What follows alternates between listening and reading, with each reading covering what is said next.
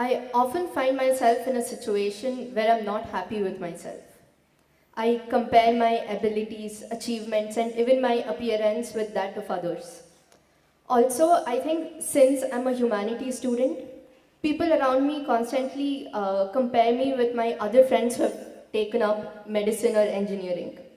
And that really puts me off, and I think that's one reason for my low self-esteem. How do you think I can build up on my self-esteem and get rid of the self-hatred that I have? Well,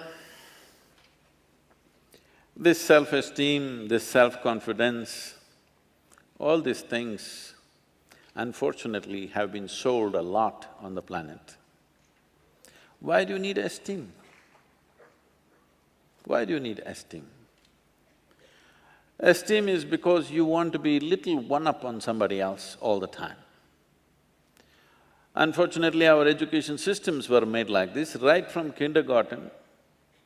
Who is first, who is second, who is third? You want to be first. So, your sense of happiness is only when everybody is doing worse than you. What kind of life is that?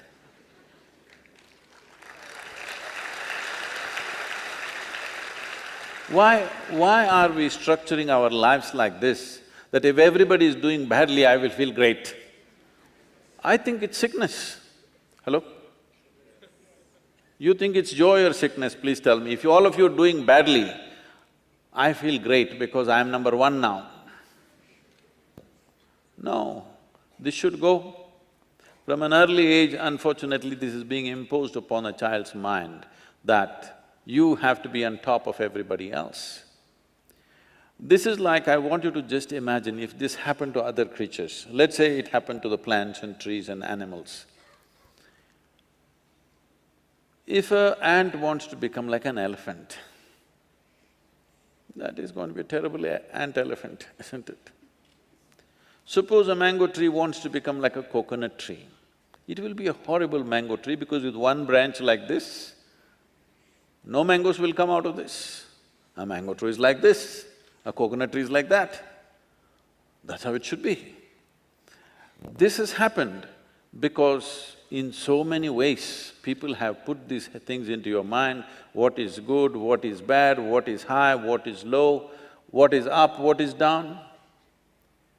Because of this, you have never paid attention to every aspect of life in the sense.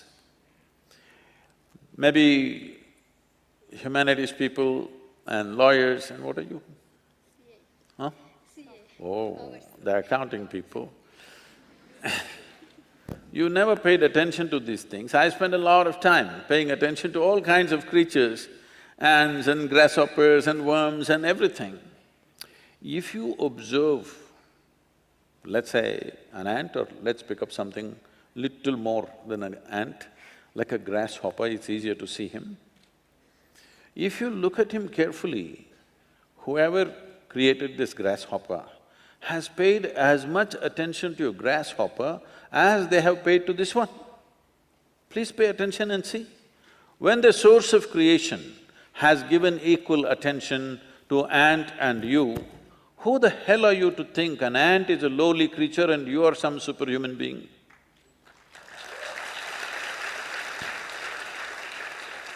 Why are you making this judgment? Creation has not made this judgment. You may think you're superior simply because you're in a blatant manner, you're walking on this planet, but that's not true. The fact of the matter is like this. See, if all the worms on this planet, right now if all of them die, all the worms, in about 12 to 18 months, all life on this planet will cease, everything, including you and me. Suppose all the insects die today, in something like 2.5 to 4 years' time, all life will cease. But if all the human beings die, the planet will flourish.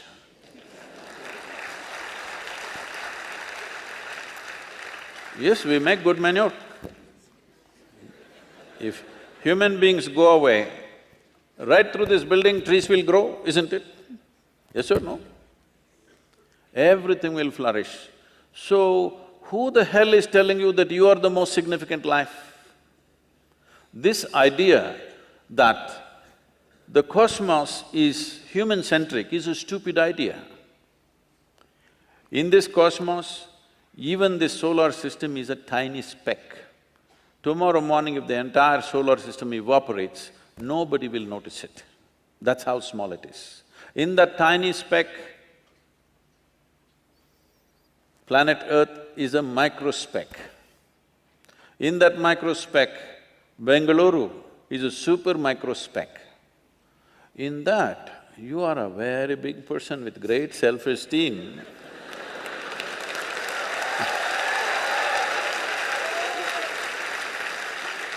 This is not a simple problem.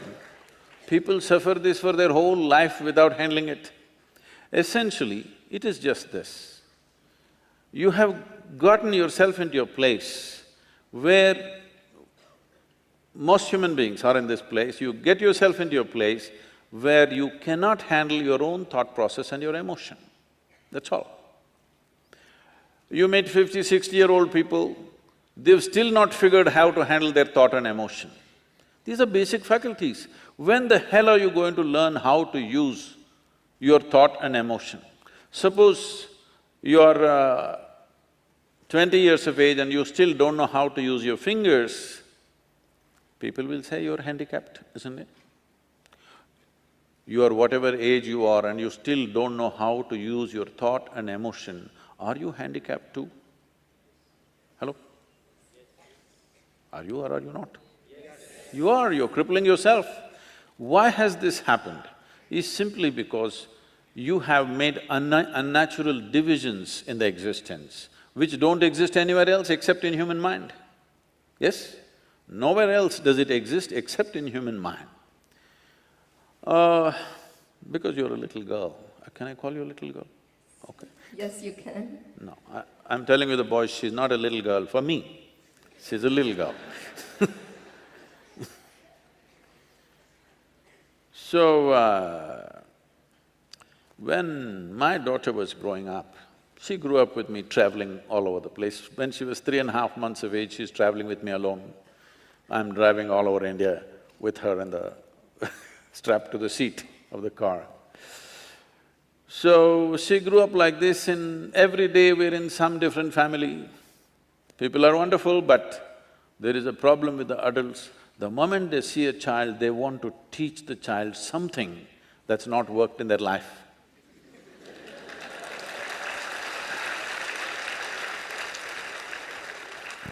You should see, this urge is so compulsive. The moment they see a child, they have to teach, they have to teach. So I made one rule, see, you can play with her as much as you want, you can talk to her, but nobody is going to teach her anything.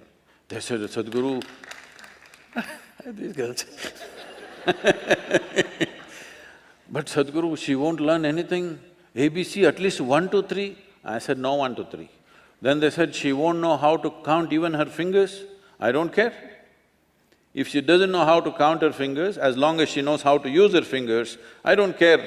She thinks she has 1,000,000 fingers, what's my problem? But they want to teach 1, 2, 3, ABC, Mary had a little lamb. I said, I don't care whether Mary had a lamb or no lamb. You're not going to teach her anything. So nobody taught her anything. She's all ears, everybody treated… because if you have nothing to teach, you have to treat somebody like your equal. So she grew up. By the time she's 2.5, 3 years of age, she can speak in terms of remembering about 700 to 800 names, all adults. She thinks they're all her friends because everybody spoke to her like she's an adult.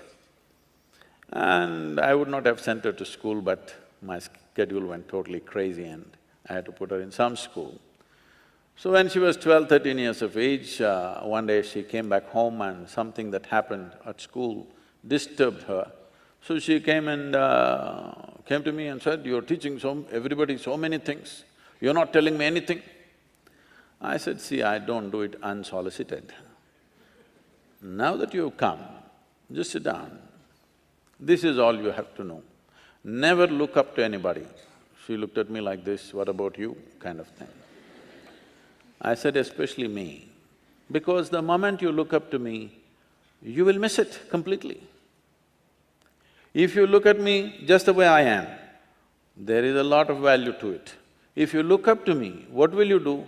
Probably take my picture and nail it to your wall, like you nailed so many people who are of value in this world. You just look at me for what I am, don't look up to me, and never look down on anybody. This is all. Never look up to anything, never look down on anything. If you see everything just the way it is, everything has immense value. Everybody has a place and value to their life, isn't it? Every creature has value. Because we did not realize that, how many things we have destroyed in this world? Simply because we think this is valuable, this is not valuable. There is nothing here that is not valuable, everything has its value. Maybe you're not able to see it. So don't set yourself up like this, you versus the rest of the world. It's a bad competition to get into. You want to be number one on this planet. It's a horrible place. Everybody below you and you up. Is it a good place to be? I think it's a sick place. This attitude of wanting to be ahead of somebody needs to go. Well, for fun in a game or something you compete, that's different. Life is not a competition, life is not a race. If life is a race, you must get to the finish line soon. Hello? If you think life is a race, you must be at the finish line today, I can tell you how. You want to go there? No. This is not a race.